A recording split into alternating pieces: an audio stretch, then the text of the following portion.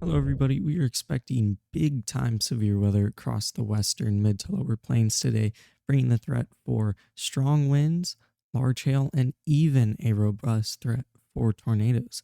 The date is Thursday, June 6th, 2025, and let's get right into the forecast.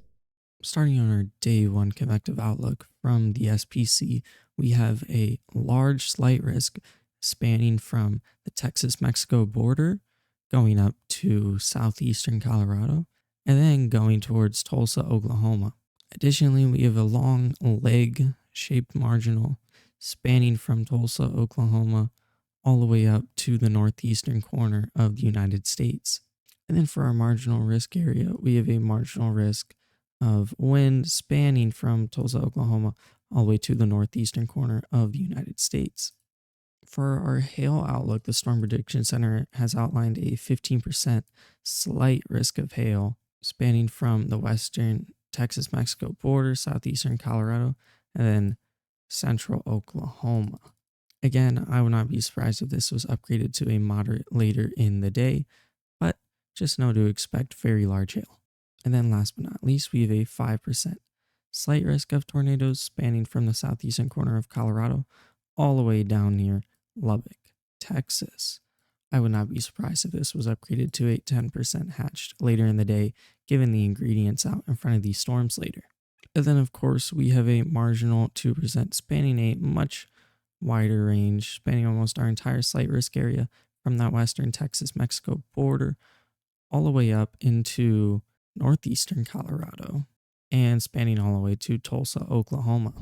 For our day two convective outlook, we have a very large slight risk spanning all the way from eastern Colorado and western Texas to eastern Kentucky and eastern Tennessee and even into parts of the southeast. This is expected to be a mostly wind-driven risk, with storms firing up here then developing into lines as they cross over the risk area. As we can see, the SPC's wind outlook sort of agrees with that, with a large 15% slight risk of wind spanning the entire slight risk area, starting in western Texas and going all the way to eastern Kentucky and Tennessee. Additionally, they have highlighted a slight 15% hatched region for the hail risk. This is associated with when the storm's starting out, they're more likely to have that discrete, semi-discrete nature, posing that risk for hail. And then as they move more eastward, they'll develop into that line, and then that hail threat will start to diminish. And then lastly, they have highlighted a large 2% marginal tornado risk, mostly associated with QOCS spin-up tornadoes in those line of storms. And of course, the more robust threat for tornadoes and hail when the storms first start out, and they have that semi-discrete to discrete nature. For our day 3 outlook, we can see that the SPC is in agreement that our wind bag pattern will continue with a large slight risk spanning from northern central Texas all the way to the eastern coast of the United States in Georgia and South Carolina. In this area is where they're expecting hard damaging winds and line of storms to push eastward as the day moves on. Additionally, we notice a little tongue of marginal risk up here in northwestern Minnesota and the eastern part of the Dakotas, indicative of a trough that's going to build in. Last but not least, the SPC has also issued a day 4 slight risk for the east coast of the United States, including North Carolina, South Carolina, and parts of Georgia. And then another 15% slight risk out here in the Texas-Oklahoma panhandle, along with other parts of northern Texas. Going into today's forecast, we can see that a nice mesoscale convective system has formed over parts of northern central Texas overnight. Now, what we're looking for is an outflow boundary from this storm.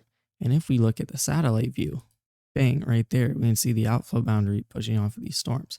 Now, this is going to be an area that if storms latch onto, can have a much higher chance of tornado genesis today.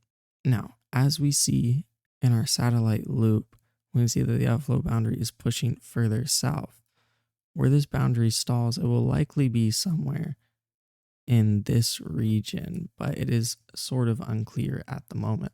Another thing to mention is that air behind this boundary will sort of stabilize, but because this is happening so early in the day, that air mass back there will have plenty of time to kind of get itself back together. and help storms produce all hazards of severe weather. Now, looking at our simulated reflectivity, we can see that the HRRR is painting a very robust threat of discrete supercells out here towards the afternoon, right here. And another thing to point out is that the HRRR is even picked up on where it thinks the outflow boundary is going to be. Watch these storms right here and watch how little storms bubble up down here across where the HRRR is predicting that outflow boundary.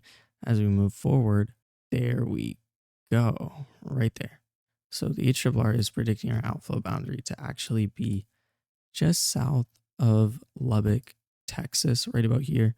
From satellite imagery, it looks like it's actually somewhat close, but the actual outflow boundary has a chance to be a tad bit further south. Another thing the HRRR points out are rotating storms around lunchtime today associated with the outflow boundary, but the main risk is going to be associated with these storms firing off in eastern New Mexico and southwestern Texas in the afternoon today. As we can see, there's very high confidence in rotating updrafts starting all the way from southeastern Colorado south to southwestern Kansas, and then down across the New Mexico Texas border and into the Texas Panhandle. In a second, I'll show you how conducive the environment is for tornadoes today.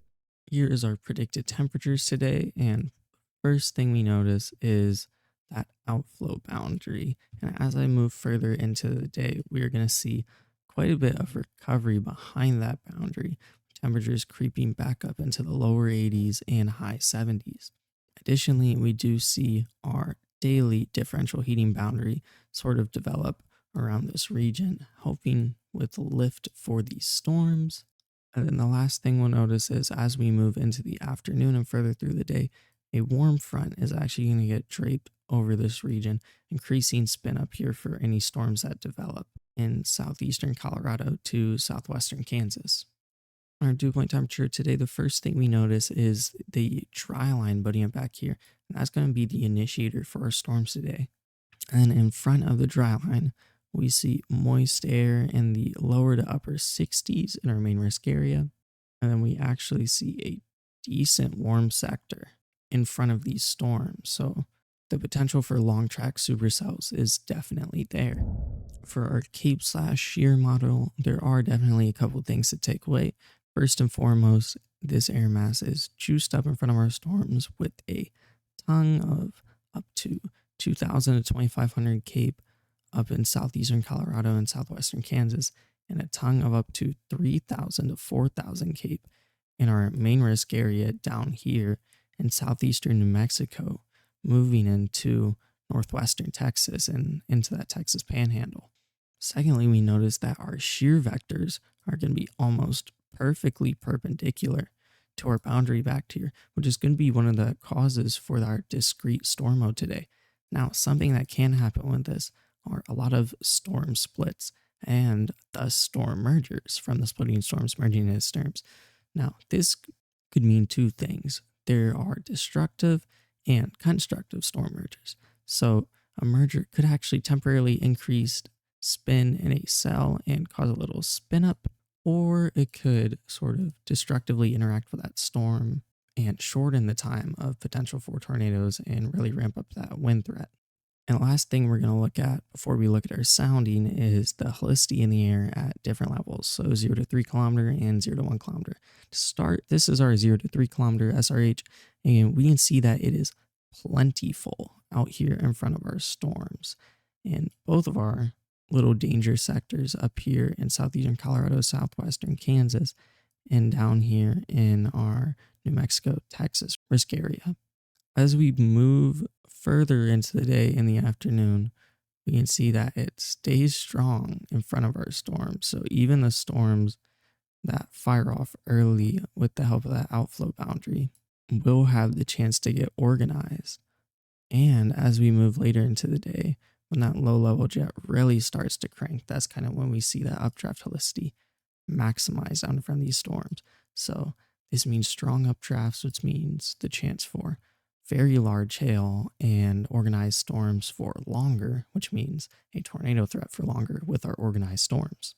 And then today is the first day in a bit that actually strong, sufficient low level shear is being forecasted. So we can see in front of our storms nearing the low level jet time, that's when we see the helicity really ramp up in front of these storms with pockets of 200 to 250 helicity out here. So absolutely a conducive environment for tornadoes today. So I pulled two soundings, one from our southeastern Colorado and southwestern Kansas area, and one from Lubbock, Texas. This is going to be our southwestern Kansas sounding, and immediately we notice just good low level shear with some curvature there for sure. Then it kind of strains out into a elongated line. Moving on down here into our little analysis area, we can see that we have 200 plus surface SRH, which is beyond conducive for tornadoes. Our 0 to 3 kilometer is up near 300, so updrafts are going to have no issue sustaining and becoming strong. And in our low level shear, we can see that it's actually for once going to be somewhat good, kind of reaching over that 20 knot threshold. And then right below that is going to be our deep layer shear, which is also quite conducive again for strong rotating updrafts. Moving over to our skew T chart, we can see wind veering. So the wind direction changing as we increase altitude.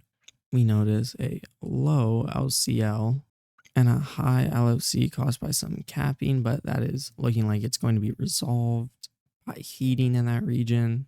We see that we have very good temperature dew point differences. And this is actually painting sort of a loaded gun sounding with dry air aloft, helping with lift, decent lapse rates at 7.4 Celsius decreasing per kilometer. But we do notice some stable air in the layer between 1 kilometer and 2 kilometers in the atmosphere. That is where that cap is going to be. But models are somewhat confident that that capping is going to be resolved as heating increases as we go further into the afternoon. One of the few things kind of keeping these storms down out here, other than the capping, is going to be the Cape. As we can see, it's over 1,000, so it's definitely conducive for storms, but it's also not like 3,000 where we're just guaranteed those super duper powerful thunderstorms either. Another thing we notice is that our precipitable water is definitely not high at all, and also sort of decreasing that wind threat with storms down here. For our second weather sounding in Lubbock, Texas, this photograph is fairly textbook with a big curve in the lower levels and elongating and straightening out in the upper levels. This is a beyond conducive environment for tornadoes today. As we move down to our little analysis box down here, we can see that it certainly agrees with nearing 300 surface SRH. So 300 is considered very good for tornadoes, and almost 500 surface to 3 kilometer SRH. So these updrafts are going to be able to be beyond strong today. Our low level shear is going to be quite good. And then right below that, our upper level shear is going to be just super good for these storms to sustain and make those strong updrafts. Moving on to our skew T chart, we see quite a bit of veering, so the wind's changing direction as they go up in altitude. We see low LCLs, so clouds are undoubtedly going to be able to sort of latch onto that ground, and that kind of increases the tornado threat. We see another layer of somewhat stable air, but overall pretty good lapse rates, 8 Celsius decreasing per kilometer, some dry air aloft helping with that lift. And then as we move down to our Cape down here, we can see that we have above 4,000 surface Cape and 114 3 Cape. So that is going to be beyond conducive for powerful storms today. And then our precipitable water is going to be 1.52 inches, which means our all hazards threat is kind of going to ramp up because of that. So that means our downdrafts and thus wind are going to be stronger, and that could mean larger hail. For our sort of more long-term forecasts into the future here, we're taking a look at our 500 millibar upper air from the European model, and we can see what's sort of causing our storms out here in the first place today, as this short wave sort of moves eastward here from New Mexico and Texas with that southwesterly flow, that's undoubtedly going to be one of the big helpers with sort of causing severe weather today. And also, we sort of see that jet maximize at the perfect time, right in the late afternoon to the sunset hours, right here in our main risk area today. As we move further into the week, we can see that this kind of gets this zonal flow, if not sort of northwesterly flow, which is going to be cause for our lines of storms that we're expecting down this line into Friday and Saturday. Now, as we move into Sunday and Monday, we definitely see our weather pattern shift a bit with this large trough, this large strong trough digging in from Canada over the northern United States. This is definitely going to create a couple of line of storms down here moving across the Midwest and northern United States. And likely what we'll see with this is that it will drape a boundary sort of across this area somewhere in here, and then storms pretty much along all the way up across this trough on Monday.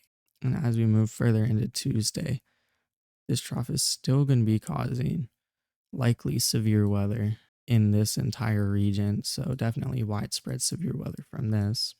And after this, weather gets a little bit more uncertain. It looks like we're going to get a small break, which could definitely let our air masses sort of recover. And then it looks like around mid-June, we're right back into it with another trough digging in from the northwestern United States, possibly even bringing weather to the northern United States. As we look at this, we see that it's just nonstop. We get more southwesterly flow across this region once again. And then as we move into the 19th, we see a really strong, not really negatively, not really positively tilted trough, but a really strong jet ramp up right here, possibly bringing weather to the northern United States, so Dakotas and Minnesota. Additionally, with thunderstorms sort of across the central to upper plains.